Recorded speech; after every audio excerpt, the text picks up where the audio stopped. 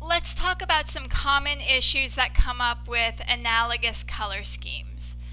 Now, sometimes when someone decides that they want to have an analogous color scheme, like this one where you have all the colors that are next to each other on the color wheel, like blue, bluish violet, violet, violet red, red, and you put them all next to each other in a design, you sometimes end up with a design that's hard to read.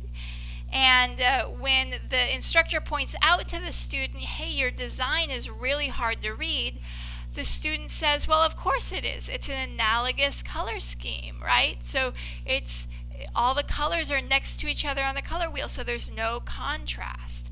So again, that's the student confusing contrast with color, when really contrast is about value. And also, if your design is planned out well, contrast really shouldn't be an issue with the colors that you choose, right?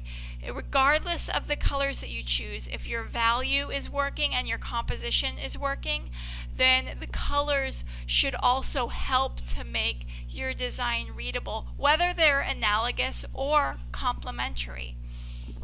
Okay, so let's first do a quick trick to see if we are running into problems with value. And what I do is I just add the black and white adjustment layer over my whole design, and then that lets me see my design in black and white, and it shows me that yes, we have some problems with value.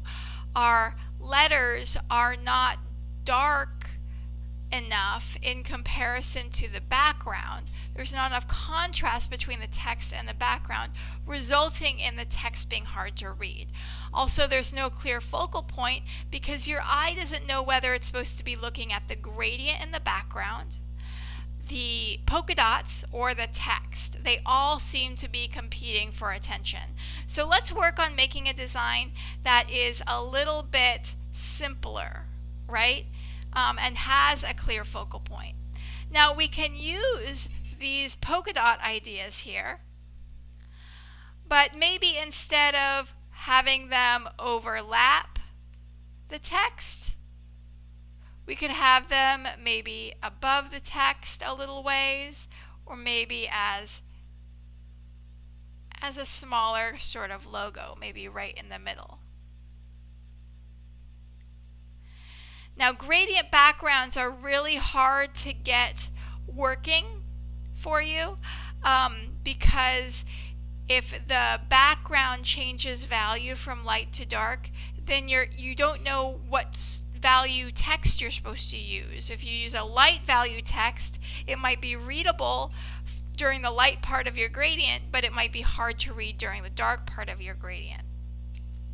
So instead of having a linear gradient that goes across the design like this, what I'll do is I'll use a radial gradient that will darken my corners but leave the middle of my design relatively light. I'm going to do that one more time. Let's do one more. There we go. And now that text. What I'm going to do is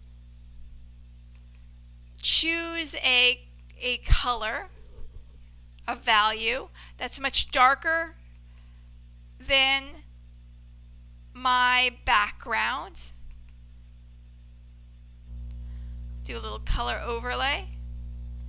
And I'm going to choose a dark gray. And see, now my text is easy to read. And I don't know what colors I have here. They are, I have my blue background there. I have my bluish purple and my purple there. I need to make my text either bluish or purple to stick with my analogous color scheme. So I'm going to change the color of my text from that dark gray color to either a dark purplish bluish color. Okay, and now we have a finished analogous design that is much easier to read than the one we had before. Right, so simple tricks to just make your design more readable. Have a clear focal point, have a background that doesn't make your text hard to read,